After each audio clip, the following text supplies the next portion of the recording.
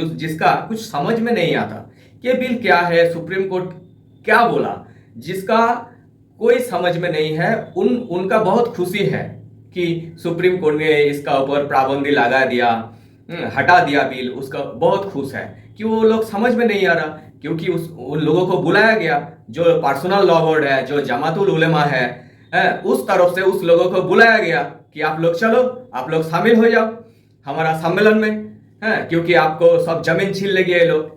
किस लिए छीन लेगी, क्या होगा, क्या होना चाहिए, इसको उसका कुछ पता नहीं।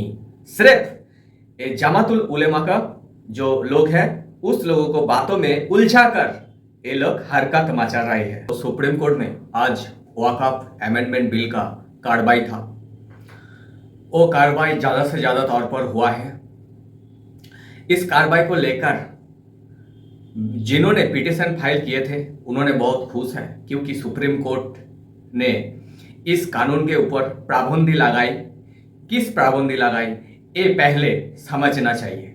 सुप्रीम कोर्ट ने ऐसा बोला कि जो आप बोला कि वॉक बाय यूजर, जो प्रोविजन आप लाया वॉक बाय यूजर, तो उसका जो मिस यूज हो रहा है उसका प्रूफ आपको देना पड़ेगा। आप 15 दिन का टाइम ले लो। तो सरकार पक्ष से ये ऐसा बोला सुप्रीम कोर्ट ने कि 15 दिन का अगली जो सुनवाई होगी उसमें से आपको प्रूफ देना होगा कि कहाँ कहाँ वॉक बाय यूजर जो लॉ है उसको लेकर कहाँ कहाँ ये घपला हो रहा है, कहाँ कहाँ मिस यूज हो रहा है, इसको आपको प्रूफ देना होगा। ऐसा सरकार जो पक्ष थे उसको सुप्रीम कोर्ट ने बताई। सुप्रीम कोर्ट ने जिस लोग ने पिटीशन फाइल किया वक्फ बोर्ड ने, और जो पर्सनल लॉ थे, जमातुल उलेमा थे, तो उस लोगों को तरफ से भी बोला गया कि आप लोग भी 15 दिन का टाइम ले लो। जो लोग आप बोल रहे हैं कि ये हमारा मस्जिद छीन लेगी, हमारा दरगाह छीन लेगी, जो आप बोल रहे हैं, आप सड़क पर उतरे गए हैं, आप बहुत कुछ बोल रहे हैं। बंगाल में हिंसात्मक घटना चल रहे हैं, 3 लोगों को मौत हो गया, बहुत लोगों को घर बाड़ी जला डाला, उस लोगों को उस लोग पलायन किया। तो ऐसा बंगाल में जो हुआ, तो आप लोग जो बोल रहे हैं ये छीन लेगी, तो इसका जो प्रूफ है वो प्रूफ आपको देना होगा। तो दोनों पक्ष से सुप्रीम कोर्ट ने ऐसा बताई, इसलिए 15 दिन का एक टाइम सुप्रीम कोर्ट ने दिया। फिर सुप्रीम कोर्ट ने ऐसा भी बोला कि आप बोल रहे हैं जे मुस्लिम जो बोर्ड है, वक्फ बोर्ड है, ये वक्फ बोर्ड में आप नॉन मुस्लिम को एंटर देंगे। क्यों आप नॉन मुस्लिम को एंटर देंगे, ये आपको बोलना पड़ेगा, क्योंकि हालात ऐसा है, ये एक रिलीजियन मामला है। जब कोई हिंदू का कोई बोर्ड होता है, मंदिर का कोई बोर्ड होता है, तब सभी लोग हिंदू होते हैं। तो क्यों यहाँ पे जो हो रहा है, ये तो मुस्लिम का लॉ है, ये तो मुस्लिम का बोर्ड है, तो आप लोग क्यों बोल रहे हो कि यहाँ पे आप नॉन मुस्लिम को आप इंजेक्ट करेंगे। तो ऐसा सुप्रीम कोर्ट ने भी बोला। तो दोनों जो ये थे उसको ऊपर पाबंदी लगाया गया सुप्रीम कोर्ट का तरफ से। तो ये इसका मानना है कि एक सरकार गवर्नमेंट का तरफ से ये एक सेटबैक है, ये उस लोगों को मानना है। फिर ऐसा है, जो गवर्नमेंट का पक्ष है, जो गवर्नमेंट का तरफ से, तो उन्होंने भी बोला कि ये सेटबैक नहीं है, ये एक लंबा प्रोसेस है, क्योंकि ये जो बिल है, ये बिल कोई छोटा मोटा बिल नहीं है, ये बहुत बड़ा बिल है, बहुत दिनों से, बहुत सालों से चल रहा है। जो सरकार पक्ष थे उन्होंने बोला कि ये हमारे ऊपर कोई पाबंदी नहीं लगाया गया, सुप्रीम कोर्ट का तरफ से ये बुलाया गया कि जो आप बोल रहे हो उसका आप प्रूफ दो। तो ये हमारा सेटबैक नहीं है, ये सरकार पक्ष जो है उन्होंने ये बोल रहा है कि ये एक बहुत बढ़िया बिल है, लंबा एक प्रोसेस यहाँ पे चलेगा। 2013 में भी यहाँ पे संशोधन हुआ, तो बहुत सारे प्रोविजन इसको छांट देना होता है, इसलिए ये जो बिल ये लंबा समय तक चर्चा में है। जिस लोगों को ये तो डेमोक्रेसी का एक प्रोसेस है, इसलिए तो इंडिया में डेमोक्रेसी बचा हुआ है, क्योंकि जो लॉ संसद ने बनाया, लोकसभा ने में पास हुआ, राज्यसभा में पास हुआ, फिर वो लोग सुप्रीम कोर्ट उसका डिस्कशन में गया। जो लोग राज्यसभा लोकसभा में भाग नहीं ले पाए वो लोग सुप्रीम कोर्ट में भी जा सकते, उसका बात वो बता सकते कि क्यों उसका ये प्रोविजन जो है इसका खतरे में है, ये प्रोविजन के ऊपर पाबंदी लगा उचित होगा। तो ऐसा जो होता है तो उन्होंने बोलने का जो क्षमता रखती है उसको सुजोग, एक तरफ से ये सुजोग देना होता है। तो ऐसा ही है डेमोक्रेसी का प्रोसेस। तो गवर्नमेंट जो है वो बोल रहा है, गवर्नमेंट का तरफ से ये बोलाया गया है कि ये हमारे ऊपर कोई पाबंदी नहीं है, बरंग ये प्रोसेस है कि लोगों को अच्छी से अच्छा सोचना, और अगर कोई बात लोगों को बताया जो सुप्रीम कोर्ट का ज्ञात नहीं थे तो उसमें भी सुप्रीम कोर्ट चर्चा ही करेगी।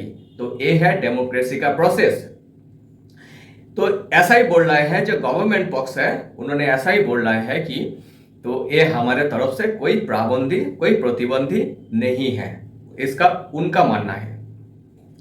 तो सुप्रीम कोर्ट ने बोला कि पुनरुद्धार के लिए 15 डेज के लिए सुप्रीम कोर्ट ने पाबंदी लगाया कि 15 डेज के लिए जब ये अगली सुनवाई नहीं होगी तब तक इस कानून के लेकर कोई काम नहीं कर सकते। इस कानून के तौर पर आप कोई काम नहीं कर सकते जब ये अगले सुनवाई तक। तो ऐसा सरकार पक्ष के बोला सुप्रीम कोर्ट ने। तो हालांकि ऐसा हुआ कि इसलिए कुछ लोग जिसका कुछ समझ में नहीं आता कि बिल क्या है, सुप्रीम कोर्ट क्या बोला, जिसका कोई समझ में नहीं है, उनका बहुत खुशी है कि सुप्रीम कोर्ट ने इसका ऊपर पाबंदी लगा दिया, हटा दिया बिल, उसका बहुत खुश है कि वो लोग समझ में नहीं आ रहा, क्योंकि उन लोगों को बुलाया गया जो पर्सनल लॉ बोर्ड है, जो जमातुल उलेमा है, उस तरफ से उस लोगों को बुलाया गया कि आप लोग चलो, आप लोग शामिल हो जाओ हमारा सम्मेलन में, क्योंकि आपको सब जमीन छीन लेगी ये लोग। किस लिए छीन लेगी, क्या होगा, क्या होना चाहिए, इसको उसका कुछ पता नहीं। सिर्फ ये जमातुल उलेमा का जो लोग हैं उस लोगों को बातों में उलझा कर ये लोग हरकत मचा रहे हैं रोड पर। तो ऐसा ही हो रहा है। अब लोग जान रहे हो कि वेस्ट बंगाल में क्या चल रहा है। वेस्ट बंगाल के लोगों को मारा, घर बाड़ी तोड़ा, जला डाला, उसको भगाया गया घर से।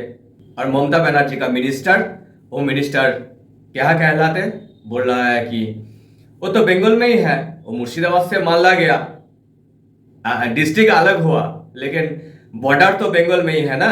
तो उन्होंने इसको बोला, सिद्दीकुल्ला ने बोला अगर बिल को प्रत्याहार नहीं किया जाएगा तो हम कलकत्ता को बंद कर देंगे, ऐसा सिद्दीकुल्ला ने बोला। तो बहुत कुछ चल रहा है। तो सुप्रीम कोर्ट 15 डेज के लिए तो पाबंदी लगा दिया, लेकिन सुप्रीम कोर्ट इस लोगों को जो हरकत है उस हरकत की रोक सकते हैं सुप्रीम कोर्ट? ऐसा नहीं रोक सकते सुप्रीम कोर्ट, क्योंकि ये लोग हरकत इसका जारी रहेगी। आशाउद्दीन ओवैसी का जो हरकत है वो भी जारी रहेगी, और बंगाल में ममता बनर्जी को जो हरकत है वो भी जारी रहेगी। तो अगली सुनवाई क्या होगा इसके लिए हमको अपेक्षा करना पड़ेगा, क्योंकि जो अगर सुप्रीम कोर्ट, हमारा देश में ऐसा होता है कि सुप्रीम कोर्ट सर्वोच्च न्यायालय है, अगर वो कुछ बात को खारिज कर देगी तो आप उस बिल को आइन में रूपांतर नहीं कर सकते। तो सुप्रीम कोर्ट में भी सर्वश्रेष्ठ है। तो सुप्रीम कोर्ट क्या बोलेगा, किस टाइप का रुकावट ले आएगा, बिल को किस दिशा पर ले जाएगा, इसके लिए हमको नेक्स्ट डेट पर अपेक्षा करना पड़ेगा। जो डेट है नेक्स्ट मंथ का मई मंथ का 5 में जो डेट है अगली सुनवाई, उस डेट तक हमको अपेक्षा करना पड़ेगा। इस बिल में सुप्रीम कोर्ट क्या बदलाव लाएगी, क्या चेंज होगा, क्या पाबंदी लगेगी, तो ऐसा जो भी है हमको अपेक्षा करना पड़ेगा। तो आप कमेंट में जरूर लिखो। जो लोग चिल्ला कर बोल रहे हैं कि गणतंत्र खतरे में है, गणतंत्र शेष हो गया है, ये संसद ने भी ऐसा बिल बनाया जो मुस्लिम का विरोध में है, तो आप जरूर कमेंट बॉक्स में लिखो कि गणतंत्र, अगर सुप्रीम कोर्ट कोई राय, फाइनल राय देगी, उसकी बात अगर ये लोग बोलेगा कि गणतंत्र खतरे में है, तो सही है कि गलत है? अगर गणतंत्र खतरे में होता तो आज सुप्रीम कोर्ट ने ये बिल को पास कर देती होगी, लेकिन सुप्रीम कोर्ट ने ऐसा नहीं किया। सुप्रीम कोर्ट 15 दिन लिया इसका चर्चा के लिए। तो इसलिए आप जरूर लिखो गणतंत्र खतरे में है कि नहीं है। चैनल को जरूर सब्सक्राइब करो, बेल आइकन भी दबाओ। अंत तक बने रहने के लिए धन्यवाद।